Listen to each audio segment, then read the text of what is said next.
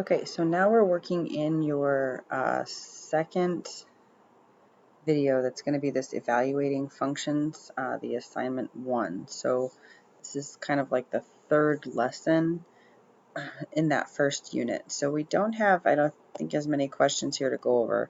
The first one talks about completing a table.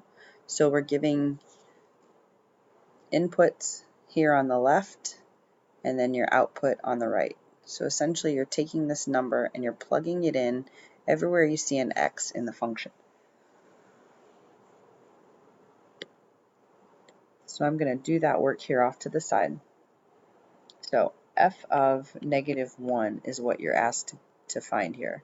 So that means I plug in a -1 for the first x plus -1 plus 3 squared. So when I raise a -1 to an odd number, I'm going to get a -1 always. If you raise -1 to an even power, you'll get an even 1. Or, excuse me, when you raise -1 to an even power, you'll get a positive 1. Plus, order of operations says I need to go inside the parentheses first. -1 plus 3 is 2. And then I still have to square that. So we have -1 plus 4. And the answer here is 3. The next one asks which statements are true of the given function and check all that apply. So you'll notice here you picked 2 that were incorrect and there were 2 that are correct here.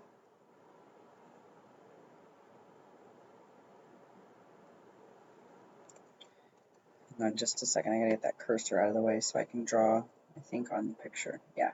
Okay, so we've got 2 that are incorrect and 2 that are correct that should have been circled. So I'm going to kind of walk through how one of those gets plugged in. So, oh, I'm not even sure we have to plug it in. One of them we did. So f of 0, that's right here in the table. F of 0 gave an output of 3 over 2. So if you plug a 0 in here for x, 1/2 times 0 is 0, and 0 plus 3 over 2 is 3 over 2. So that one is definitely correct. F of 1 is 2, and you have checked here that f of 1 is -1, so that's not right. And f of 2, so when your input is 2, your output is 5/2, and that one says it's 1, so that one's not correct either. This last one says that f of 4 gives you 7/2, so you're actually going to have to calculate that. So f of 4 would be 1 over 2 times 4 plus 3 over 2. So 1/2 times 4, that's 2, or 4 over 2, plus 3 over 2. We need a common denominator. So if I put 2 over 1 and I multiply the top and the bottom by 2, I get 4 over 2. 4/2 plus 3/2 is 7/2. So that is that bottom answer. Here it says the function p of x equals -2 times the quantity of x minus 9 squared plus 100 is used to determine the profit on t-shirts sold for x dollars.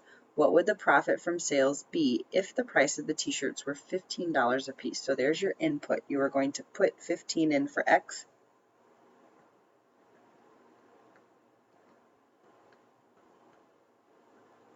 So 15 minus 9 squared plus 100. So order of operations says we have to subtract inside the parentheses first. So that's -2 times 15 minus 9 is 6.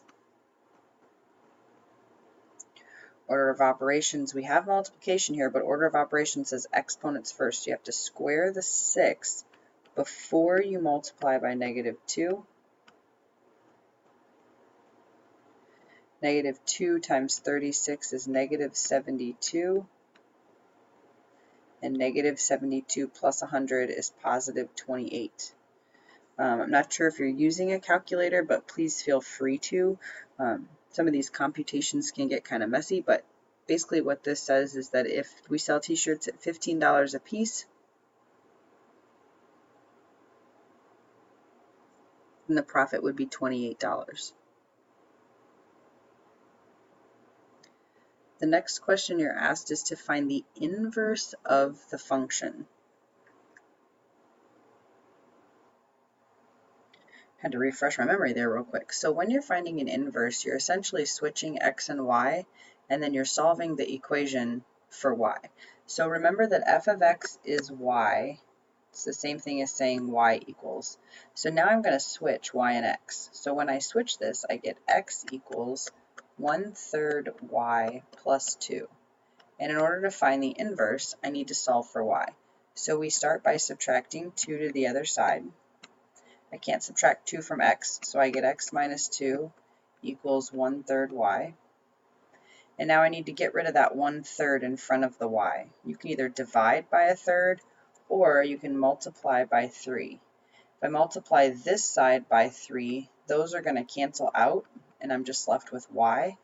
But if I multiply the right side of the equation by 3, I also have to multiply the left side of the equation by 3, and you'll see that multiplying the 3 through, or distributing through, gives you 3x minus 2. Oh, excuse me, 3x minus 6. Let's see if this eraser works. No, it does not. And so it looks like, I'm not sure here, that maybe that's what you did, the mistake I just made, but that's your inverse function. Also, I noticed on some other questions in the previous video, you're picking more than one right answer. Only do that when it says check all that apply. So if it says check all that apply, you do have the option to have more than one right answer, but this one doesn't say check all that apply, so there is only one right answer. And again, I noticed here you've picked 2. Then the last question here asks which statements are true for the functions g of x equals x squared and h of x equals negative x squared. Check all that apply. So here's one where you could have more than one right answer. So I'm going to talk about the 2 you picked that have red x's, and I'm going to talk about the 2 that have the 3 that have the check marks. The first red x says for any value of x, h of x will always be greater than g of x. And the easiest example I can see that disproves that is 0. So if I plug a 0 in for x, g of x equals 0. And if I plug a 0 in for h of x, we also get 0, because 0 squared is 0, and you can't have a negative 0, so it's just 0. And 0 is not greater than 0. These are actually equal, so that's why this one is not correct. It does say that if you plug in -1, that g of x should be greater. So if we plug in -1, this is going to get a little messy here, I'll try to stay organized. If you plug in -1, so g of -1, that's -1 squared. -1 times -1 is a positive 1. If we do h of -1, plugging in a -1 for x here, you have to be really careful with these negatives. But essentially, you have to square the number first and then make it negative. So order of operations, this negative out in front is kind of like a multiplier. It's almost like multiplying x squared by -1. And so when you do that, you have to do your exponents first and then the multiplication. So -1 squared is positive 1, but now I'm making it negative. So now we're back to -1. So g of x is greater than h of x. 1 is greater than -1.